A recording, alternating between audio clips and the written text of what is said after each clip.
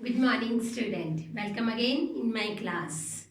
In last class, that is yesterday's class, we had joined and some question answers we had learned and I explained it.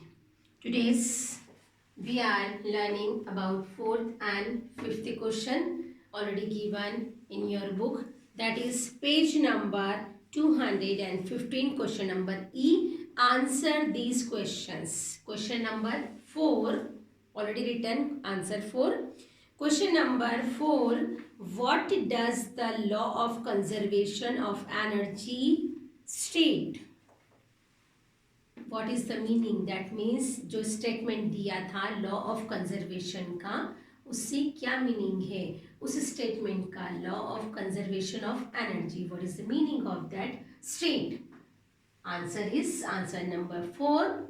According to the law of conservation of energy, यानी according मतलब law of conservation of energy के according मतलब उसके अंदर क्या है?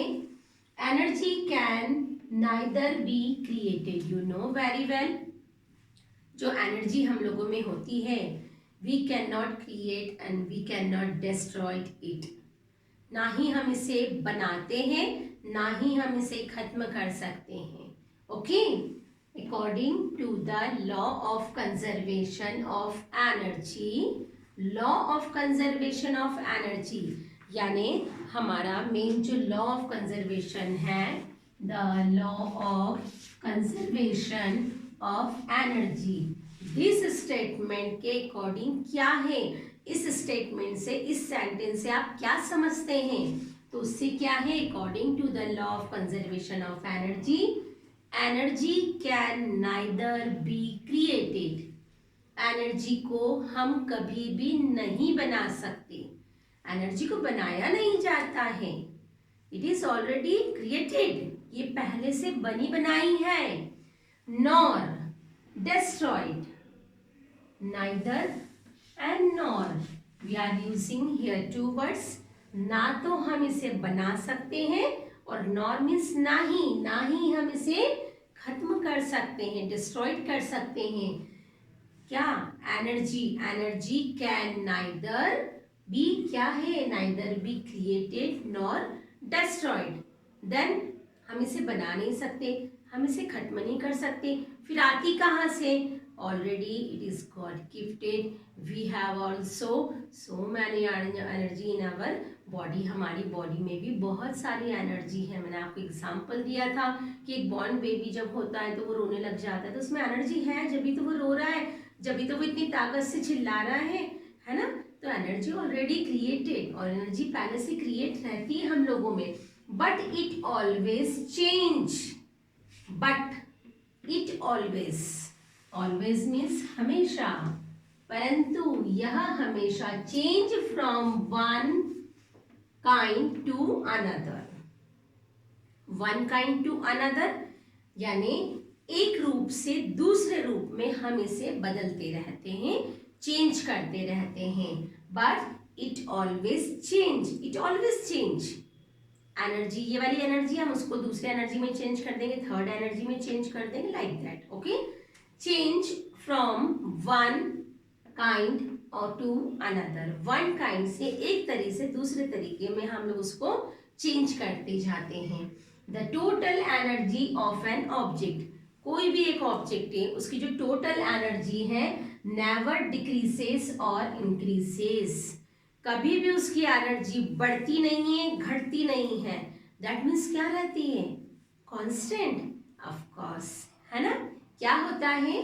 The total energy of an object never मतलब कभी नहीं. नेवर मीन्स कभी नहीं, ऑलवेज मीन्स हमेशा. ऑलवेज का अपोजिट नेवर आ रहा है यहाँ पे, जैसे नाइदर नॉर, ऑलवेज नेवर. हमेशा एनर्जी को हम एक फॉर्म से दूसरे फॉर्म में करते हैं. यहाँ पे दिया है the total energy of an object, किसी भी ऑब्जेक्ट की, किसी भी चीज में जो एनर्जी है नेवर कभी नहीं, डिक्रीजेस और इंक्रीजेस. डिक्रीजेस यानी कम होना, इंक्रीजेस यानी बढ़ना.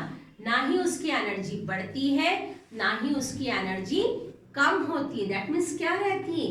इक्वल इक्वल कांस्टेंट रहती है। दैट मीन्स यानी कि हमारे अंदर जो एनर्जी है ऑलरेडी वो ना तो कभी खत्म होगी ना ही कभी बढ़ेगी। हाँ, हम कहते हैं कि भाई आप ऐसा खाइए तो एनर्जी लेवल बढ़ेगा।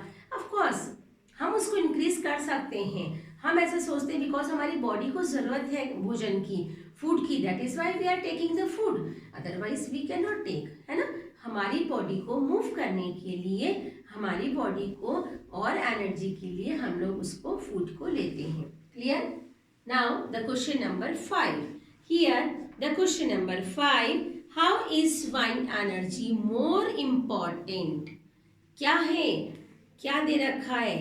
How is wind energy is more important, यानी बहुत ज्यादा इम्पॉर्टेंट तो है ही। How is wind energy more environmental, क्या है, friendly then heat energy? Heat energy से जो वाइन एनर्जी है वो ज्यादा अच्छी क्यों है?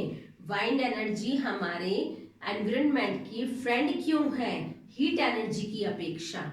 As compare to heat energy, हम लोग किसका कंपैरिजन कर रहे हैं? हीट एनर्जी से वाइंड एनर्जी का। Okay, let us start. It is the answer wind energy.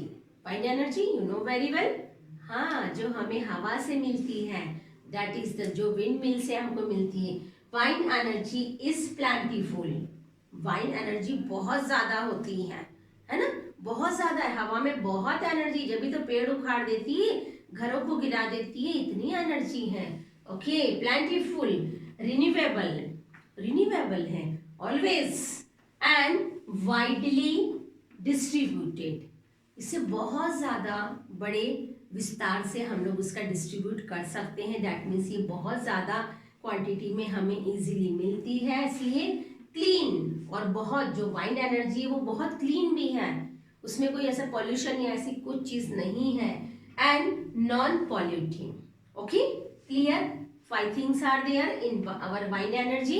Wind energy is plentiful, renewable, widely distributed, clean and non-polluting. Clear? Therefore means इसलिए it is considered by experts. इसीलिए जो experts हैं उन्होंने इसको तय किया है, इसके बारे में बताया है, कंसीडर करा है। क्या करा है भाई हमारे एक्सपर्ट्स ने? एक्सपर्ट्स यानी हमारे जो साइंटिस्ट हैं या जो अच्छे प्रोफेसर्स हैं, उन्होंने क्या कंसीडर करा है, क्या माना है कि to be more environment friendly.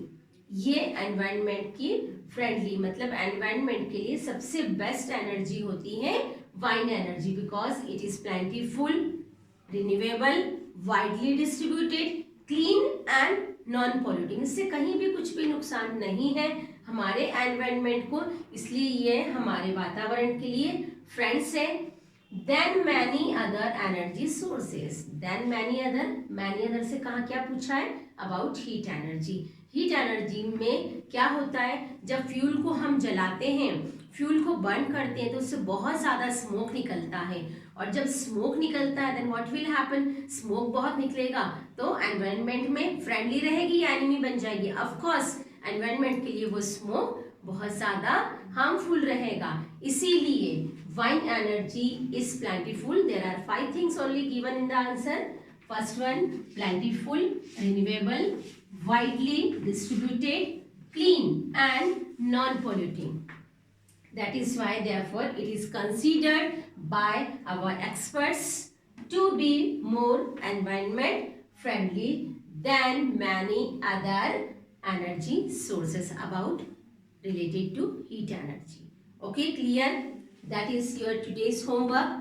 Learn it, write 3 times in your rough registers and complete your notebook also. Okay, thank you. Have a wonderful day. Bye.